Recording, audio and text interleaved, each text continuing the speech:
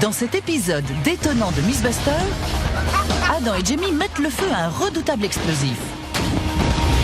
C'est efficace pour couper une pastèque. Ils vont tester un mythe militaire. Ça te rend pas nerveux de tirer, hein? Qui dit que le C4 peut chauffer des aliments, C'est pas mal. mais que si on lâche avec force un objet, Il est sous sa chaussure. on court à la catastrophe culinaire. Ça y est, elle goûte sur le C4. Pendant ce temps, Carrie, Tori et Grant Courage mon pote, tu t'apercevras de rien. se prennent la tête avec un mythe d'art martial selon lequel une guillotine volante imaginaire Quelqu'un va perdre un doigt. peut décapiter et récupérer une tête. T'es prêt? C'est parti. Qui sont les Mythbusters? Adam Savage 70% de chance de réussite. et Jamie Heineman. Ça va être une aventure. À eux deux, ils ont plus de 30 ans d'expérience dans le domaine des effets spéciaux. À leur côté, Tori Bellecci, J'étais pas prêt cette fois, Carrie.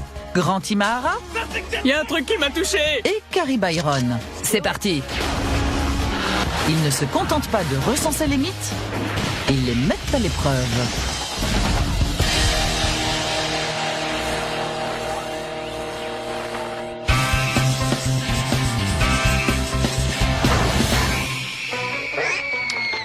Tu cuisines? C'est pour le mythe d'aujourd'hui. Un mythe culinaire? Plus ou moins, hein. C'est un mythe militaire qui dit que pour chauffer son repas, on peut remplacer un combustible classique par un truc un peu plus destructeur. Un explosif? Oui, mais pas n'importe lequel. Ton chouchou. C'est du C4 alors. Exactement. Le mythe dit que le C4 est tellement stable qu'on peut y mettre le feu avec une allumette pour réchauffer de la nourriture. Et il n'explose pas. Non. Par contre, il ne faudra pas marcher dessus, ni laisser tomber la casserole. Là, ça risquerait d'exploser. Ça serait parfait pour du chili. En effet. Le C4 est l'explosif préféré des Mythbusters Quand on n'est pas sûr, du C4. et des militaires. Mais la puissance du C4 a-t-elle une autre utilisation possible? Par exemple, cuisiner sans explosion. C'est parfait. Ce mythe a deux aspects. D'abord, on pourrait mettre le feu à du C4 sans qu'il explose. Et ensuite, il ne vaudrait mieux pas lâcher la casserole dessus ou l'écraser avec le pied parce qu'il risquerait alors d'exploser. On devra donc tester ces deux aspects. D'accord. Pour voir si ce mythe fait des étincelles ou s'il sent le gaz, devinez où se rendent Jamie et Adam. Sur le site des explosions, évidemment. Avant de tester ce mythe, remettons-nous un peu dans le bain du C4, d'accord? Ce n'est pas juste un explosif en plastique stable et à grande vitesse de détonation qu'on peut transformer en lapinou puis faire exploser. Non, non, non, non, non, non, non, non. On peut faire plein de choses avec. Observons une simple détonation de C4. C'est pour ça que les militaires adorent le C4. Il fait disparaître ce qu'on veut. C'est efficace pour couper une pastèque. Mais le C4 a beaucoup d'autres usages bien pratiques. Dans quelques secondes, il y aura un trou ici. À peine 30 grammes font déjà leur petit effet.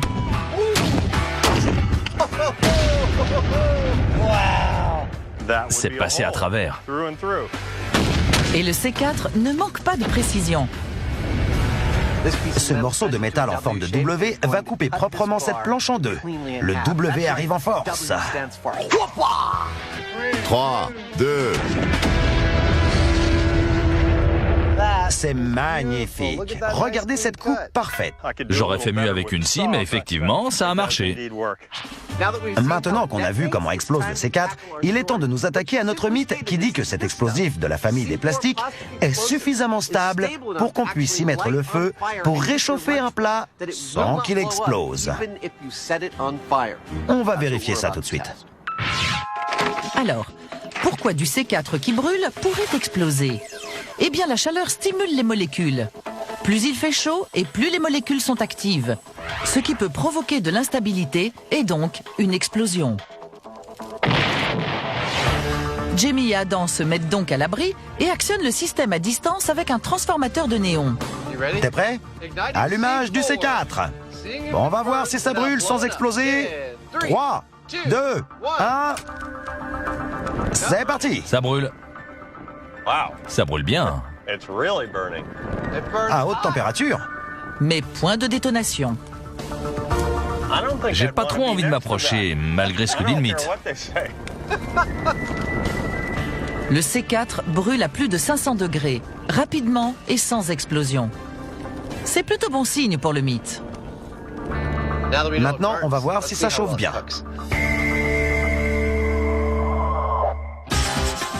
De leur côté, Grant, Carrie et Tori vont s'entêter sur un mystérieux mythe concernant les arts martiaux. Carrie, pourquoi t'es déguisée? Respirez à fond. C'est un mythe sur le kung fu. Lequel? La guillotine volante. Comme dans le film. Oui, c'est celui où le héros a une arme qui a une forme de chapeau. Il la jette sur la tête de son ennemi et il tire une chaîne pour le décapiter. Du calme. Et en plus, une fois que la tête est coupée, le héros peut tirer sur la tête pour la récupérer. Et c'est intéressant parce qu'en plus d'être dans un film, cette arme pourrait avoir existé il y a longtemps. Elle pourrait fonctionner. La guillotine volante a connu son heure de gloire grâce au film de kung-fu de série B. C'est un disque qu'on lance autour du cou de son adversaire pour décapiter et s'emparer de sa tête. Mais il est très probable qu'elle ne soit pas sortie de l'imagination d'un réalisateur. La légende dit en effet que l'empereur Yongzhang l'aurait fait fabriquer en 1722. Mais malheureusement pour notre équipe, on n'a retrouvé aucun dessin de l'arme.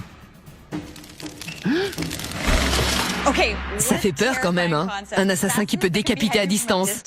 C'est vrai. Mais le problème maintenant, c'est de trouver un dessin. On n'a rien trouvé dans les livres d'histoire.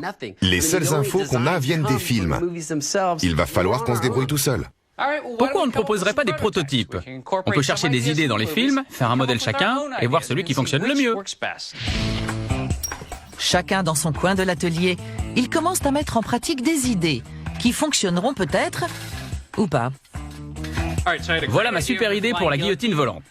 J'ai demandé à l'équipe de m'apporter un piège à ours. Et j'espère qu'il aura assez de puissance pour broyer la tête de quelqu'un. La puissance est là, mais... Pour lancer ça, ça va être un peu difficile. Quant à Tori, il décide d'utiliser du métal pour créer un système de ciseaux. Avant de construire ma guillotine en acier, je veux être sûr que mon système fonctionnera. Je vais donc d'abord fabriquer un prototype en mousse et le tester avant de passer à l'acier. J'ai tenté de créer un modèle complexe en forme d'iris, mais c'est bien trop compliqué. C'est pas pratique à utiliser, c'est lourd et je ne crois pas que ça va fonctionner. Elle n'a donc plus qu'à tout recommencer. Tout comme Tori. Son prototype de ciseaux de la mort est également un échec. Ma guillotine volante ne marche pas du tout. À première vue, elle a l'air plutôt pas mal. Mais si je mets mon bras dedans, je ne risque absolument rien. Certes, ses premiers essais ne sont pas concluants, mais l'équipe ne se décourage pas. Il me faut une nouvelle idée. Comme on dit souvent, on apprend de ses erreurs, surtout en matière de prototype. Et Carrie conçoit donc un modèle beaucoup plus simple. Ça marche comme un coupe-cigare. On a une lame à l'extrémité du chapeau et hop, on coupe. Et plus de tête. Pendant ce temps, à l'aide d'un plan de l'époque de la dynastie Qing, Grant, lui, n'opte pas pour la simplicité. Pour guillotiner quelqu'un, il faut une lame rapide et puissante. Cet anneau doit passer par-dessus la tête. Du coup, ça laisse peu d'espace aux lames pour accélérer à l'intérieur de l'anneau. Je propose donc que les lames en sortent pour prendre de la vitesse à l'extérieur. Elles auront alors le temps d'accélérer. Et quand elles atteindront le cou, elles iront assez vite pour faire des dégâts. C'est astucieux, bien conçu et mortel. C'est la technique de Batman. Avec sa tondeuse à gazon destructrice faite de 5 lames finement aiguisées, Grant est prêt à faire tomber des têtes.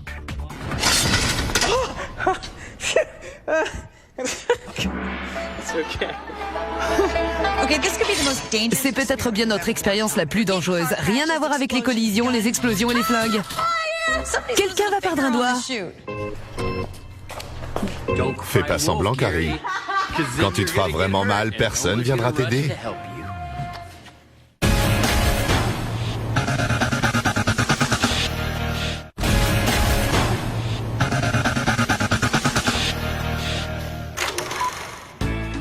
Est-il possible de réchauffer son déjeuner avec du C4 ? D'après certains soldats, oui. Jamie et Adam ont donc enfilé leur toque pour le vérifier. Ça brûle bien. Ils ont déjà confirmé que le C4 brûle. Mais ils n'ont pas terminé. Faisons une petite pause et prenons le temps d'insister sur le fait qu'on a mis le feu à un explosif puissant et qu'il a brûlé sans exploser. On va bien s'amuser. Des militaires ayant lancé le mythe, Jamie et Adam vont utiliser une ration MRE, c'est-à-dire un repas prêt à manger. On va voir ce qu'on va cuisiner. Au menu, une ration MRE, le repas prêt à manger de l'armée américaine. Le repas complet se trouve dans cette pochette. Il suffit de la plonger dans de l'eau qu'on fait chauffer et le repas est prêt. Il ne reste plus qu'à se mettre à l'abri et allumer le C4. On est prêt.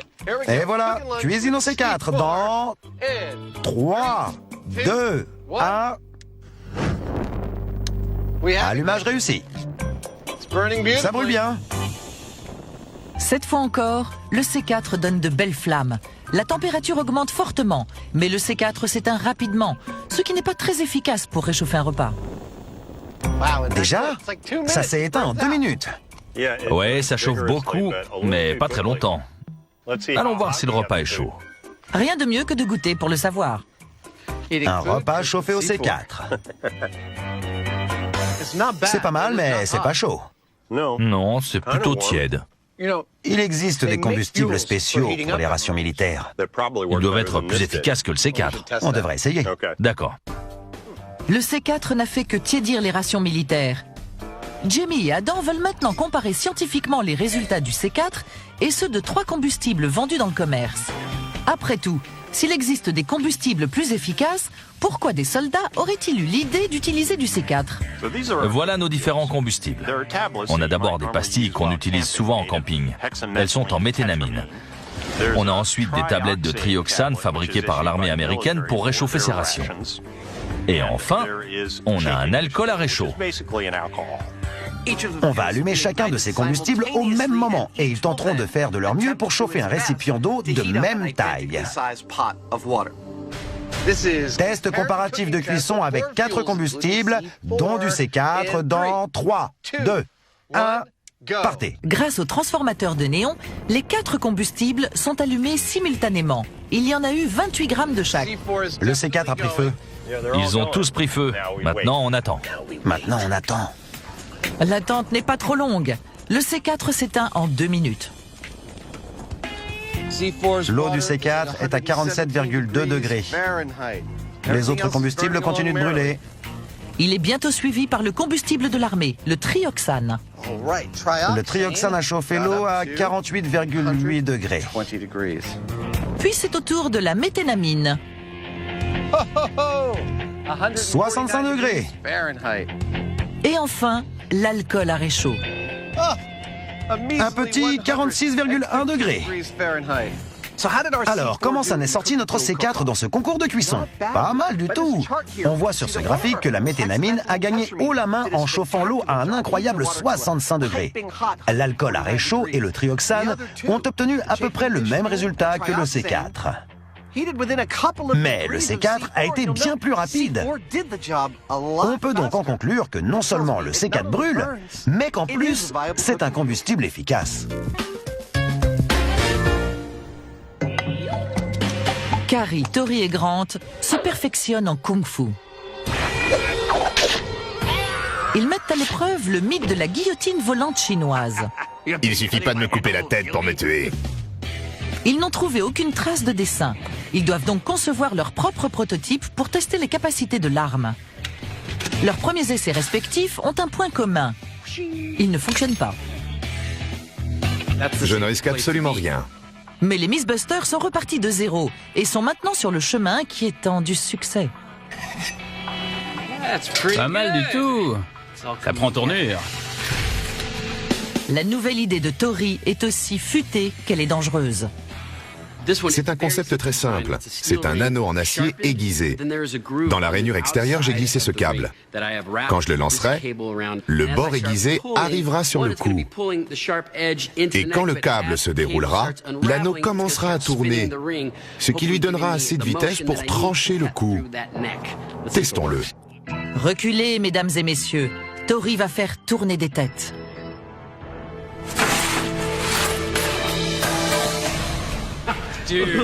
On dirait que c'est parfait. Ça marche pour du polystyrène. Mais pour de la chair. Pendant ce temps, Carrie s'est aussi creusé la tête. Voici mon idée. Un couteau de cuisine et une lame de scie que j'ai placée à un angle proche de celui de la vraie guillotine.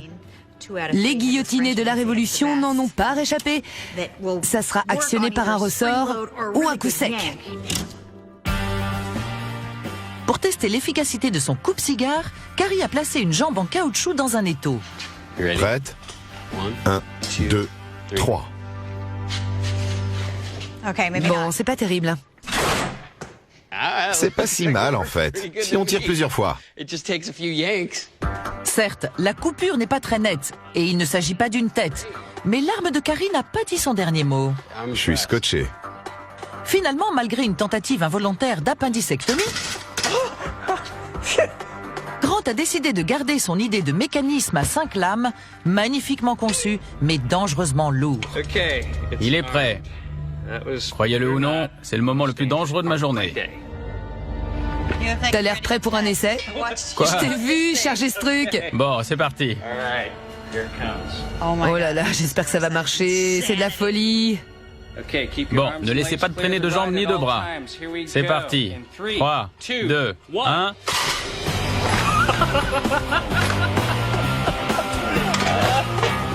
Je dois avouer que je me sens pas très bien. Moi non plus. Telle une guillotine chauffée au rouge, moi coupant non de la glace, la trancheuse de Grant n'a fait qu'une bouchée du melon.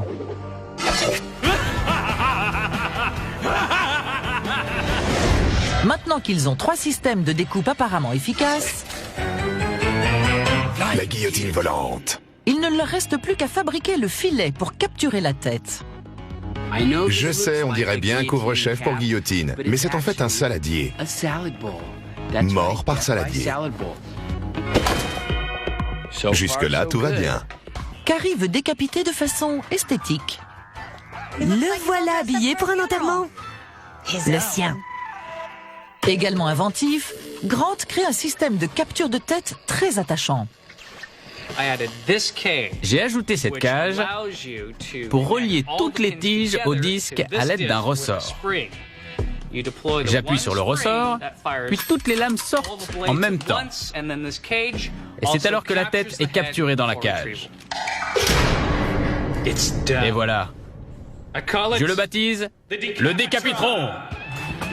Nous voici donc avec 3 prototypes en état de marche. Le dangereux décapitron, le magnifique coupe-cigare de Carrie et le saladier de la mort de Tori. Mais que valent ces guillotines volantes dans la vraie vie? Bon, vous êtes prêts à faire tomber des têtes? Oui, allons tester ces guillotines volantes. Mais sans nous prendre la tête.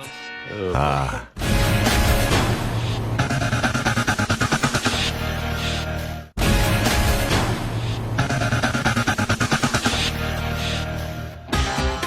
La mythique guillotine volante chinoise a-t-elle réellement servi d'arme fatale? Carrie, Tori et Grant ont trouvé l'endroit idéal pour tester leur prototype. Un authentique jardin chinois. On n'aurait pas pu trouver mieux, c'est génial. Maintenant qu'on a tous les 3 dessiné et fabriqué notre propre guillotine volante, nous voilà à Bamboo Giant pour tester 3 points pour confirmer ou non ce mythe. 1. Se lance-t-elle facilement? 2. Décapite-t-elle? 3. Permet-elle de récupérer la tête? Ils vont d'abord tester la capacité de lancement. La sécurité passant avant tout, les guillotines ne seront pas armées. Voilà notre cible. C'est une tête au bout d'un bâton. On va voir si on arrive à y lancer facilement notre guillotine volante avec précision. On se placera à 3 mètres. C'est la distance à laquelle se trouverait un attaquant au moment de lancer son arme. Chaque membre de l'équipe lancera à tour de rôle. Première à passer, Carrie et son coupe-cigare décoré. C'est parti pour le test du lancer. Prêt? Allez, tape dans le mille. Le coupe-cigare est en vol. T'aurais eu ses pieds. Le premier lancé atterrit loin de la cible. C'est au tour de Grant. Son décapitron peu maniable est loin d'être aérodynamique. Mon arme pèse dans les 3 ou 4 kilos. Il s'en sortira au moins avec une blessure. Le premier lancé lui donnera raison. Oh, c'était pas loin. Et encore raté. C'est au tour de Tori. Mon arme est assez légère et elle a plus ou moins la forme d'un frisbee. Elle est donc facile à lancer, mais reste à savoir si je vais atteindre la cible. Le saladier tournant de la mort. Vous êtes prêts? Voyons ça. Troisième lancé et... troisième échec. Ce n'est pas bon pour le mythe. Carrie fera-t-elle mieux au deuxième essai? Prêt? Cette fois... en plein dans le mille. Super! Motivée par ce succès, la créature décapiteuse de Grant réussit aussi son deuxième essai. Génial, t'as réussi. Tu l'as eu. C'est génial! J'avais quelques doutes sur la capacité de lancement de ma guillotine à cause de son poids. Mais en fait, c'est tout à fait possible de la lancer. J'ai atteint la cible au deuxième essai. Deuxième tentative de Tori. Le saladier s'élève. Et voilà. 3 sur 3 dans la catégorie lancée. Le mythe n'est pas encore bidon. Dans le test de performance, le premier critère est rempli par les 3 armes. Étape suivante, les armes sont armées et chargées pour voir si elles sont capables de décapiter. C'est là qu'entre en scène le mannequin, composé d'un cou de cochon et d'une tête synthétique. Mon moment préféré de l'émission. D'un point de vue anatomique, c'est parfait. Faut faire tenir la tête. Oh, c'est encore plus dégueu que d'habitude. Ils n'auront droit qu'à un essai pour la décapitation. Voici ma guillotine volante. Je me suis inspirée de la guillotine traditionnelle. Elle a été utilisée pendant 2 siècles pour décapiter des gens. Donc, j'espère qu'avec un peu de force et de vitesse, je pourrai faire tomber des têtes. Sans le poids ou l'accélération d'une vraie guillotine, Vous êtes prêts? Prêt? l'arme dépend de la force du tireur. Ça a marché? On dirait que l'os et la peau ont été sectionnés. Mais la guillotine a plutôt arraché la tête que tranché le cou. Tori a raison. Il s'agit plus d'un arrachage que d'une décapitation. Ça a coupé la trachée, un peu de peau et un peu de l'os. Mais on n'a pas de décapitation nette. C'est maintenant au tour du décapitron de Grant. Maman, ne regarde pas cette partie. L'actionnement de l'arme est le moment le plus dangereux à cause des ressorts. Si quelque chose se passait mal, toutes les lames pourraient sortir d'un coup pendant que je la tiens. Le décapitron est bien conçu, mais il a un léger défaut. Grant doit tirer le câble vers le haut pour faire sortir les lames. Ça a l'air plus dangereux pour l'attaquant que pour l'attaqué. Il a donc besoin d'une échelle de lancement. Oh, c'est de la folie. Voilà une arme pas très maniable. Prêt? 3, 2, 1. Ouh, ça doit faire mal. C'était super. Aïe, aïe, aïe. Le décapitron est désormais craint de tous les melons du pays. Mais il n'a réussi à entamer que la peau du cou du mannequin. C'est pas une belle décapitation. Il ne reste donc plus en course que le saladier de la mort de Tori. C'est un maître de kung-fu apiculteur. Prêt à trancher des têtes? Mais il vient d'où ce gong? De l'atelier. Combat de kung-fu. C'est parti, guillotine volante dans 3, 2, 1.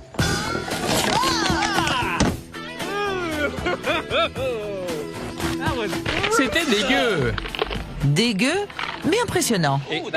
Pas mal du tout. Ça a coupé au moins la moitié. Oui, la moitié. Regardez, ça a tranché l'os. Et la trachée et la carotide. Ça a fait plus de dégâts que ce que je pensais. C'est bon signe. L'arme de Tori est donc a priori la meilleure des trois. Elle est légère, coupante et suffisamment simple pour avoir pu être fabriquée au XVIIIe siècle en Chine. Et la récupération de la tête, me direz-vous? Eh bien, on y vient. Sans décapitation, pas de récupération. C'est le dernier critère à tester.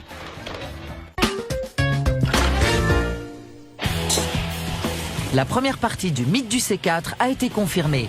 L'explosif est un combustible stable et fiable. Ça brûle bien. Alors passons à la suite. Si on titille le C4 en feu, perdra-t-il sa stabilité et explosera-t-il? Une explosion, c'est une réaction chimique. Et la chaleur a tendance à accélérer les réactions chimiques. Donc c'est logique que lorsqu'un explosif est enflammé, il soit plus sensible. Imaginons qu'on cuisine au C4 avec une casserole qui pèse dans les 3,5 kg. Si notre casserole tombe sur le C4 en feu, on risque d'avoir un petit problème. Si une lourde casserole est placée à une hauteur d'1 mètre au-dessus du C4, elle tombera avec une force de 667 newtons. Passons donc au test du lâcher. T'es prêt? Ouais, si t'es prêt. Je le suis. Je vais allumer le C4 dans 3, 2, 1. Il est allumé. On va attendre que ça chauffe. Quand le C4 flambera, la casserole sera lâchée pour voir s'il y a une explosion. Voici le lâcher de casserole sur du C4 enflammé dans 3, 2, 1, go! Ça l'a juste éteint. Tu connais le dicton? C4 échaudé, craint l'eau qui tombe. Non, C4 échaudé, craint l'eau chaude. On est trop drôle.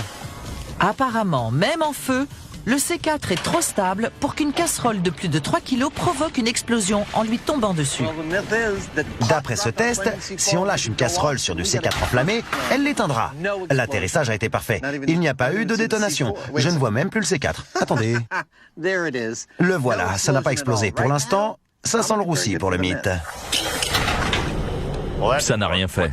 Et maintenant? Le mythe dit qu'il ne faut pas lâcher de casserole sur le C4 en feu, mais qu'il ne faut pas non plus le piétiner. Piétiner du C4 enflammé, moi, je fais pas ça. Toi, tu fais ce que tu veux. Merci, mais ce sera sans moi. J'ai pensé à tout. Monteur, envoyez le montage de la fabrication de mon robot piétineur. Voilà ce que Adam a construit un peu plus tôt. Un robot piétineur pneumatique. Il est prêt pour son heure de gloire. Il est plus que prêt. Et voilà, je le mets en route. Parfait. C'est parti pour le deuxième test d'impact. Le robot de Adam est censé reproduire précisément la force d'un homme qui piétine. Aura-t-on droit à une explosion lorsqu'il touchera le C4 en feu? Commençons par rallumer l'explosif. Fais-nous un bon marshmallow grillé. Ensuite, on branche Piéti-Robot. Dans 3, 2, 1, piétine. Il est sous sa chaussure. Malgré l'impact du pied de Piéti-Robot, le C4 enflammé est toujours trop stable pour exploser. Piéti-Robot a parfaitement joué son rôle et pourtant, le C4 en feu n'a pas explosé. On ne peut pas faire beaucoup mieux. Comme condition de la vie quotidienne, lâcher une casserole ou piétiner le C4 enflammé. Et il ne s'est rien passé. L'explosif est trop stable. Il va falloir qu'on passe à la vitesse supérieure si on veut avoir une explosion. Exactement. Alors, prêt à lâcher un objet lourd? Très lourd? Pourquoi une enclume? Le but de ces tests est de déterminer la résistance au choc du C4. Avec cette enclume, on aura une force de plus de 100 kg au centimètre carré exercée sur le C4. C'est pas rien. Si on n'a toujours pas d'explosion, le mythe en prendra un coup. Et ça sera un sacré coup. L'enclume pèse tout de même 40 kg. Allumage réussi. C4 en feu et enclume lâchée dans 3, 2, 1, go! Atterrissage parfait, beau boulot. Et toujours pas d'explosion. Avec quoi on va bien pouvoir le faire exploser? On dirait que le C4 enflammé peut supporter de violents coups sans moufter. Franchement, je suis ravi de ce résultat. On a rarement vécu un moment aussi digne de Bip Bip et Coyote. Quand on a lâché cette enclume de 40 kg sur une boulette hautement explosive sans provoquer la moindre détonation. Plus stable, tu meurs.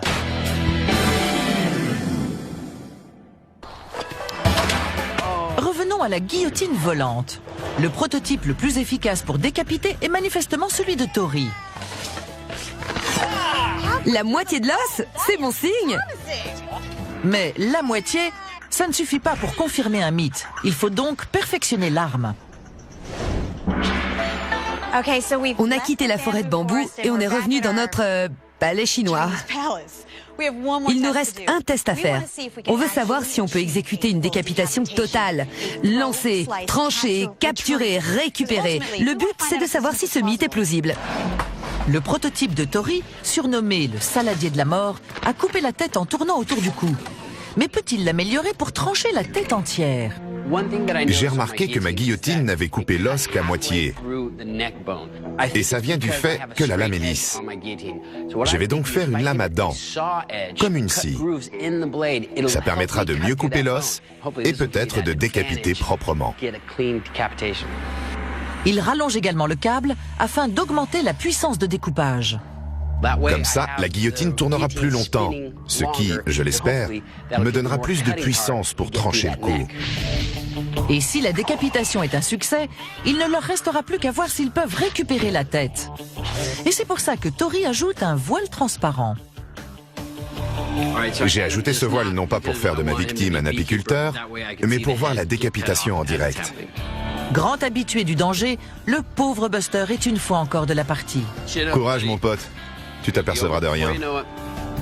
Tout le monde est prêt. Voilà, j'ai fait quelques changements sur ma guillotine. Voyons si les têtes vont tomber. On est dans les mêmes conditions que tout à l'heure. Oui, on a un coup de même diamètre et on est à la même distance. On est prêt. D'accord, on y va. Tel un mythique maître des arts martiaux, Tori tranche la tête proprement. Elle termine dans son saladier dès le premier essai. On a réussi! Regardez, la tête est dedans. C'est un exploit important. L'arme améliorée de Tori a gagné dans les 3 catégories du concours de la guillotine volante. Ce succès sanglant n'a qu'une conséquence. Le mythe est sur la voie de la confirmation. C'était génial! C'est vrai, non seulement on a fabriqué une vraie guillotine volante en partant de rien, mais elle remplit tous les critères. Oui, elle a atterri sur la tête, l'a tranchée et l'a récupérée dans son filet. Bon, ça a bien marché face à un ennemi immobile. Mais dans un vrai combat, ça m'étonnerait que l'ennemi reste sur place. À quoi tu penses? J'ai quelques idées. Voilà qui est intéressant.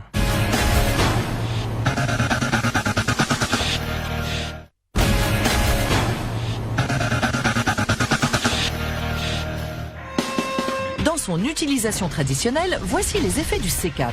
Belle explosion! Dans une utilisation un peu moins classique, voici ses effets. Ça brûle bien. Mais un impact violent pourrait-il transformer ça en ça?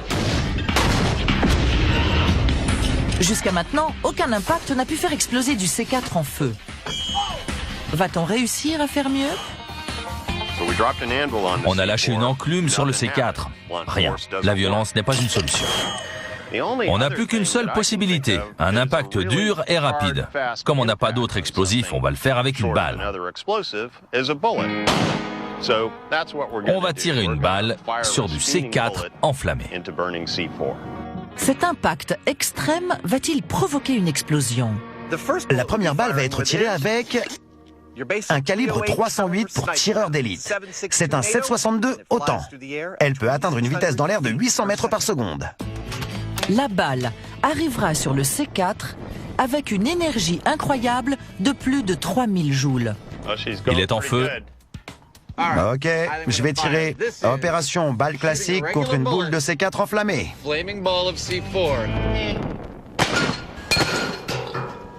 Raté. Ouais, je recommence. Et sous les encouragements du public, Ça te rend pas nerveux de tirer, hein? Tu peux pas rater. Non. Pas Non. du tout. Tu trembles quand t'es nerveux. Je suis prêt. Crâne sur tes retiré. Rate pas. Je vais pas rater. Tire sur une boule de C4 en feu avec une vieille balle classique. Mince, j'ai encore raté. avec ce score de 2-0 pour le C4 et un Jamie qui a peur de tirer, il est temps de faire appel à un pro. Je suis un tireur correct. Pas génial, mais correct. J'ai raté le premier tir et presque réussi le deuxième. On va donc s'en remettre au sergent Dan Powell, le propriétaire de ce fusil. J'espère qu'il va s'en sortir beaucoup mieux que moi. Le sergent Dan le sniper touche la cible dès son premier essai. Le C4 enflammé tremble, mais point d'explosion. Et voilà, une balle classique n'a pas fait exploser le C4. On va essayer avec ça. Une balle traçante. Sa base contient du phosphore, ce qui permet au tireur de suivre sa trajectoire. Sa vitesse est aussi de 800 mètres par seconde. La balle touchera sa cible avec une énergie de 3000 joules et le phosphore augmentera la température. L'impact sera donc violent et chaud. C'est quand vous voulez. En plein dans le mille. Pas d'explosion.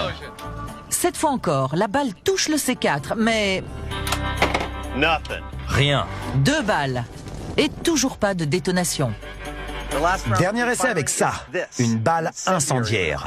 Elle est composée de magnésium, un alliage d'aluminium et du nitrate de barium, qui s'enflamme lorsqu'il y a un impact puissant. Vous voyez où je veux en venir? C'est leur dernière chance. L'impact de cette balle hautement explosive suffira-t-il à faire exploser le C4 en feu? Feu à volonté. Super. C'était magnifique. Beau tir, pas d'explosion. Ah bon? Pas d'explosion. Je sais ce que vous allez dire. Hé les mecs, j'ai vu la balle toucher le C4 enflammé et j'ai vu une explosion. Mais il s'agit d'une balle incendiaire. C'est donc normal. Pour que vous compreniez bien, on a filmé au ralenti l'impact d'une balle incendiaire sur une plaque de métal blanc.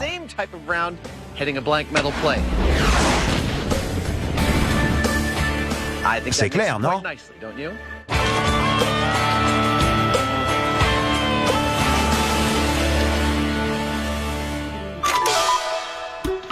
La guillotine volante a-t-elle réellement existé? On ne le saura sans doute jamais. Mais ce qui est sûr, c'est que ça aurait été une arme secrète assassine que le tueur aurait pu lancer sur la tête de son ennemi pour la lui arracher et la récupérer comme trophée. Les Mythbusters ont montré que leur guillotine volante était efficace, mais seulement sur un adversaire immobile. Regardez, la tête est dedans.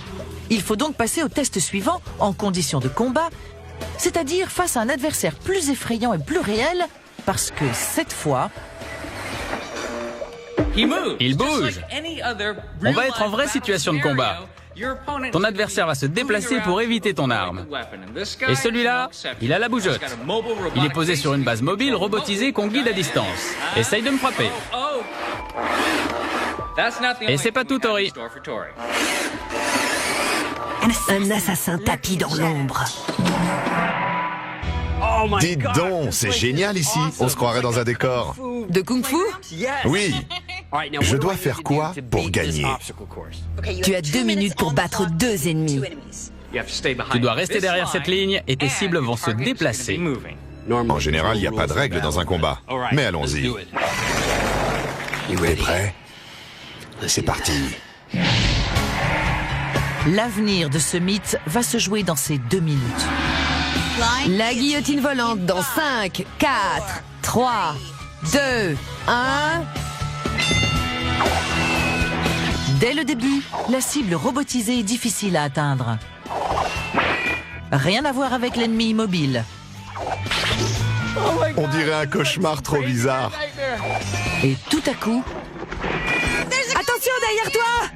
l'assassin sournois fait son apparition. Mais il ne fait pas long feu. Tu l'as eu! Il n'a pas été décapité, mais il a été désarmé. C'est déjà ça. Retour sur l'autre ennemi. Mais avant même de pouvoir dire guillotine, le chrono s'arrête. 2, 1! 2 minutes écoulées et pas une seule décapitation. Mais il a quand même eu une mise hors service. C'est dur quand la cible bouge. Ça a l'air dur. Mais t'as eu celui qui a surgi par surprise. T'as de bons réflexes. Ouais, et tu l'as mis KO, l'assassin de l'ombre. Je me suis éclaté. C'était un rêve qui est devenu réalité. 2 hommes m'attaquaient et je devais les abattre. Mais c'est presque impossible de toucher une cible en mouvement. La guillotine volante est une arme plausible et efficace. Mais elle ne sert à rien en combat réel.